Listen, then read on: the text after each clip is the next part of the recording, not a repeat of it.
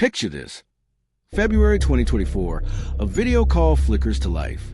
A multinational firm CFO stares into the camera, voice steady, eyes sharp, demanding a $25.6 million wire transfer. Except it's not him. It's an AI-crafted deepfake, so flawless it fools an entire finance team. How did one scammer pull off this chilling deception in Hong Kong, siphoning a fortune with nothing but pixels and audacity? Welcome to the Mastermind Files True Crime, where we unravel the psychology and strategy behind the world's boldest schemes. This is a Hong Kong deepfake deception, a 2024 corporate sting that didn't just breach a company. It shattered trust in what we see and hear. The target? A global finance hub. Its staff primed for efficiency, vulnerable because their protocols never accounted for a lie this advanced. The mastermind, cloaked in anonymity, didn't wield guns or threats. They used something far deadlier, a perfectly timed illusion, exploiting the human instinct to trust authority. You'll see how they turn technology into a weapon, and that's just the start. This crime's allure lies in its precision. No masks, no heists, just a digital doppelganger, so convincing it rewrote the rules of fraud. The scammer's brilliance wasn't just in the tech, it was in reading people, predicting their moves, and bending their reality. New to the Mastermind Files True Crime, we don't just tell crime stories, we decode the psychology behind them. Hit subscribe, turn on notifications, and join us as we unravel the minds of masterminds. Let's dive into the heart of this deception. The mastermind didn't stumble into this $25.6 million con. Their plan was a masterclass in strategy, built on one chilling truth. In a world of screens, seeing is no longer believing. They studied their target, a Hong Kong branch of a multinational firm. Its finance team trained to act fast on executive orders. The firm's strength, its seamless global operations, was its weakness. A culture of trust in digital commands left exposed to a lie no one saw coming. The scammers' first move was research. They didn't just pick a company at random. They targeted one with a complex corporate structure, where employees rarely met senior executives in person. The CFO, a figurehead rarely seen outside boardrooms, was the perfect mask. Using publicly available data, LinkedIn profiles, annual reports, even YouTube clips of the CFO speeches, they gathered raw material. But the real genius? Turning that data into a deepfake so lifelike it mimicked the CFO's cadence, his subtle gestures, even his faint accent. This wasn't just tech. It was psychological warfare, preying on the team's instinct to obey without question. The stage was set. A virtual boardroom, a high-stakes deal, and a fake CFO issuing orders with chilling calm. The scammer didn't rush. They scripted the call to mirror the firm's culture, urgent but polished, authoritative but familiar. They knew the finance team, overworked and deadline-driven, wouldn't pause to verify a face they knew. That's the hook of this crime. It's not just about fooling tech. It's about fooling people who trust tech. And as the call ended, $25.6 million was wired to an offshore account, vanishing into the digital void. But this was just the opening act. How did this shadowy figure, likely working alone, dream up a scheme this audacious? What drove them to master the art of digital disguise? As we peel back the layers, you'll see a mind that didn't just exploit AI. It exploited human nature itself. Stick with us, because the deeper we go, the more this crime reveals about power, perception, and the lies we choose to believe. We don't know the mastermind's name. Let's call him Alex, a code name for a ghost. Alex wasn't born a digital phantom. Their origins likely trace to a world of code and shadows, a hacker's playground where curiosity morphs into cunning. Picture a young coder, maybe in their 20s, hunched over a laptop in a dimly lit room, not in Hong Kong, but somewhere far less glamorous, Eastern Europe, Southeast Asia, or even a nondescript suburb. Alex wasn't chasing fame or violence. Their drug was control, the thrill of bending systems to their will. This wasn't their first con. Alex likely cut their teeth on smaller scams. Phishing emails, fake invoices, maybe a crypto ruse. Each success sharpened their edge, teaching them how people cling to routine, how trust is a shortcut most never question. By 2024, Alex had graduated from petty fraud to something bigger, The Hong Kong sting wasn't a whim. It was their magnum opus, a plan years in the making. The first key move? Targeting the CFO's identity, a choice as deliberate as a chess grandmaster's opening gambit. Alex didn't just want money. They wanted to prove they could outsmart a corporate giant. The CFO was their pawn because his role carried weight. A single email from his account could move millions, no questions asked. But emails were old school, too easy to flag.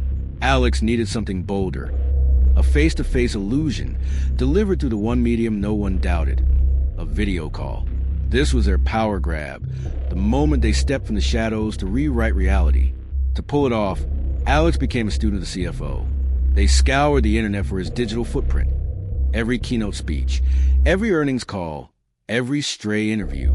They didn't just collect data, they dissected it. How did he tilt his head when stressed? How did he pause before a big ask? Alex fed this into AI tools, open source deepfake software, refined with their own tweaks. The result was a digital puppet. A CFO who didn't exist but could fool anyone who didn't look too close. The scheme's early steps were meticulous. Alex tested their deepfake in low-stake settings. Maybe a fake Zoom call with burner account, posing as a CFO to a random vendor. Each test honed the illusion, ironing out glitches in lip sync or lighting. They didn't just mimic the CFO's face, they mimicked his world, studying the firm's jargon, its chain of command, its pressure points. By the time Alex scheduled the real call, they weren't just ready, they were untouchable. The stakes were dizzying. One slip, a bad connection, a skeptical employee, could unravel everything. Yet Alex thrived on that edge. They set the call for a Friday, when the finance team was stretched thin, chasing deadlines before the weekend. The deepfake COO didn't just ask for the transfer. It framed it as a confidential deal, a time-sensitive acquisition that demanded silence. Alex knew the team's loyalty to protocol would override their doubts. And it did. As the money moved, Alex vanished, leaving no trace but a gaping hole in the firm's accounts. But this was just the beginning. The plan was about to get bigger, bolder, and far riskier. What drove Alex to push further, to test the limits of their own genius? The answer lies in the next move, a gambit that would make this crime legendary. Alex's scheme didn't stop at $25.6 million. One score, even a fortune, was enough. This was about legacy, about proving they could keep pulling the strings. The second plot point came fast. Alex didn't vanish into the dark web. They doubled down, targeting another branch of the same firm, this time in Singapore. The audacity was staggering. Most scammers would have cut and run, but Alex saw opportunity in chaos, using the first heist fallout to fuel a second. The Singapore sting was bolder, leaner, and riskier. Alex reused the CFO's deepfake, but tweaked the script. This time, the call was shorter, the tone sharper, a crisis transfer to stabilize a failing deal, or so the story went. They leaned on psychological precision. The Singapore team, already rattled by rumors of the Hong Kong breach, was primed to act fast to avoid blame. Alex exploited that fear, crafting a call that felt like a lifeline, not a trap. The result? Another $10 million wired, gone before anyone blinked. This escalation wasn't just about greed, it was strategic. Alex knew the first heist would trigger alarms, tightening security. But they also knew panic creates blind spots. By striking again while the firm scrambled, they turned confusion into an ally. Their tactic was pure psychology. People under pressure cling to authority, and the deepfake CFO was authority incarnate. Alex didn't just fool the team, they manipulated their instincts, making obedience feel like survival. Here's a takeaway. See how Alex used urgency to shift control. In high-stakes moments, people lean on what's familiar, a voice, a face, a routine. Alex weaponized that. But the principle applies beyond crime, in business or life. Creating a sense of controlled urgency can steer decisions your way. Just don't cross into deception. It's about reading the room, not rewriting it. The risks were mounting, though each call left digital breadcrumbs. IP logs, server pings, metadata no deepfake could hide. Alex mitigated this with VPNs and spoof servers, bouncing their signal through a dozen countries. But no system is foolproof. The firm's cybersecurity team, now on high alert, was closing in, cross-referencing call logs and transaction records. Alex's genius was in staying one step ahead, but the net was tightening. They didn't work alone, either, not in a traditional sense, but through a network of dark web contacts. Alex likely outsourced parts of the deepfake's polished decoders for hire, paying in crypto to keep their hands clean. These weren't partners, just tools, discarded once the job was done. That's another layer of their brilliance. Trust no one, rely on no one, yet that isolation carried a cost. Every move was theirs to calculate, every risk theirs to bear. As the Singapore funds vanished, Alex's plan hit a fever pitch. They were no longer just a scammer. They were a phantom, rewriting the rules of corporate trust. But phantoms cast shadows, and one was growing. A single misstep, an overlooked detail, a too curious analyst, threatened to unravel it all. What would Alex do when the hunter became the hunted? The twist hit like a thunderclap. It wasn't a betrayal by an ally. Alex had none. It wasn't a secret motive unveiled. Their drive was clear. Power, not just profit. The jaw-dropper was simpler, sharper, and far more devastating. The firm's cybersecurity lead, a data analyst named Clara, spotted a glitch in the deepfake's audio. A millisecond lag, a faint distortion in the CFO's voice, buried in the Singapore call's recording. It wasn't human error. It was tech's Achilles heel, and Clara was the first to see it. This wasn't luck. Clara, a quiet genius in her own right, had been dissecting the Hong Kong heist for weeks, haunted by how the team missed the scam. When the Singapore breach hit, she pored over the call's metadata, cross-referencing it with the CFO's real voice patterns from old recordings. The lag, a tiny flaw in Alex's AI rendering, cracked the illusion wide open. By March 2024, Clara's discovery flipped the script. The hunter was now the hunted. Alex didn't panic. Panic is for amateurs. They recalibrated, torching their old setup, servers, accounts, even the laptop they'd used. Digital ashes scattered across the dark web. They moved to a new base, maybe a rented flat in a bustling city where anonymity was cheap. But the psychological toll was real. Alex thrived on control, and Clara's discovery stole it. For the first time, they weren't just outsmarting a system. They were dodging a mind as sharp as theirs. The fallout reshaped the game. The firm, now publicly humiliated, rolled out AI detection software, training staff to spot deepfake tells. Unnatural blinks, audio skips, odd phrasing. Alex's window for another sting slammed shut, yet they didn't retreat. They pivoted, sketching a new plan, not another deepfake, but a low-tech pivot. Phishing emails posing as the firm's IT team, fishing for credentials to siphon smaller sums. It was a step down, a sign of strain, but still brilliant in its simplicity. To our loyal subscribers, thanks for decoding these Mastermind with us on the Mastermind Files True Crime. Keep those comments coming. We love hearing your theories. And if you're new here, hit that like button, subscribe, and turn on notifications for more. The pressure was crushing now. Clara's team traced the Singapore transfer to a crypto wallet, then to a shell company in Dubai. It wasn't enough to catch Alex, but it was close. The Mastermind's facade, untouchable, invisible, was cracking. They couldn't stop, though. The thrill, the need to prove they were untouchable, pushed them toward a final play. But what? Another heist, or something darker? A move to erase their tracks for good? The twist's aftermath was a high-wire act. Clara's discovery didn't just expose a deepfake. It sparked a third plot point, Alex's boldest escalation yet. They didn't run. They counterattacked, targeting Clara herself. Not with violence, that was beneath them, but with a psychological gambit. Alex hacked her personal email, sending cryptic messages to her colleagues, framing her as reckless, even complicit. The goal? Sow doubt, slow her pursuit, make the firm question its own hero. This was Alex at their peak, and their breaking point. The move was brilliant. Clara's credibility took a hit, her team sidelined by internal audits. But it was also a miscalculation. Clara didn't buckle. She doubled down, sharing her findings with Interpol, who linked the crypto wallet to a string of smaller scams across Asia. Alex's world was shrinking, their digital footprints glowing brighter with every move. The mental strain was palpable. Alex wasn't sleeping. Picture them in a cramped safe house, screens flickering, coffee cups piling up. They'd always been 3 steps ahead, but now it was 1. Their counterattack bought time, but at a cost. Every hack, every email left a trace. They mitigated this with burner devices and encrypted tunnels, but the margins were razor thin. The mastermind who'd once bent reality was now wrestling it. Here's a lesson. Notice how Alex Reed feared to stay ahead. Clara's team was rattled and Alex pounced, using doubt as a weapon.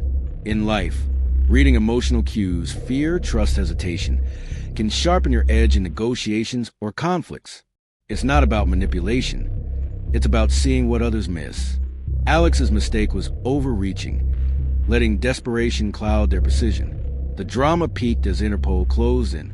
A sting operation in Dubai nabbed a low-level crypto broker who spilled details of Alex's shell company. It wasn't a name, but it was a thread. Alex, sensing the noose, shifted tactics again, funneling funds through microtransactions to obscure their trail. It was a desperate bid to vanish, but the stakes were higher than ever. One wrong move, and the phantom would be flesh. The tease was unbearable. Would Alex slip away, or had their own brilliance trapped him? The answer hinged on their next gamble, a move no one, not even Clara, saw coming. The climax was a masterstroke and a collapse in one breath. Alex didn't aim for another heist. They went for erasure. Their final play was to leak a trove of fake data, flooding the firm's servers with forged emails and transaction logs, painting the entire breach as an inside job. The goal? Bury the truth in noise, framing a junior exec as a culprit, while Alex's real transfers faded into the chaos. It was a digital smokescreen, executed with surgical precision. The insight into Alex's psyche was chilling. They didn't just want to win. They wanted to rewrite the story. This wasn't about money anymore. It was about legacy. But the plan had a fatal flaw. The fake data, while convincing, was too perfect. Clara, ever relentless, spotted patterns no human insider would leave. Timestamps too uniform, syntax too clean. Her team unraveled the ruse, tracing the leak to a server Alex hadn't fully scrubbed.